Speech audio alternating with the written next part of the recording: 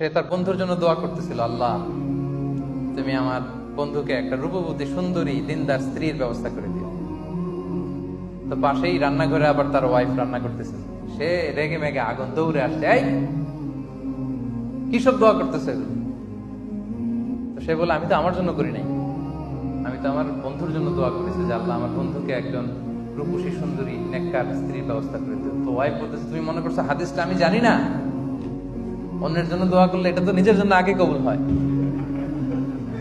তো ওই বেচারার স্ত্রী ওই হাদিসটা জানে যে আপনি যদি অন্যের জন্য কোনো ভালো দোয়া করেন, ফেরেশতারা বলে ওয়ালাকা বিমিসলিন, আল্লাহ এটা তুমি তার জন্য কবুল করো।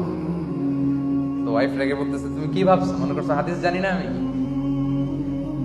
তো সম্মানিত শুধু এটা কিন্তু অসাধারণ একটা ব্যাপার যে আমি আমার ভাইয়ের জন্য দোয়া করলাম আর ওইটা ফিরে আমার কাছে আসতেছে। আপনি অন্যের জন্য যা যা দোয়া করেন, আপনার মৃত আত্মীয় স্বজন, আব্বা আম্মা ভাই বোন, তাদের ক্ষমার জন্য যদি আপনি দোয়া করেন, ফেরেশতারা আপনার ক্ষমার জন্য দোয়া করে। তাদের যে কোনো সমস্যা নিরসনের জন্য যদি আপনি আল্লাহর কাছে দোয়া করেন, ফেরেশতারা আপনার সমস্যা যাতে দূর হয় এই দোয়াটা করে।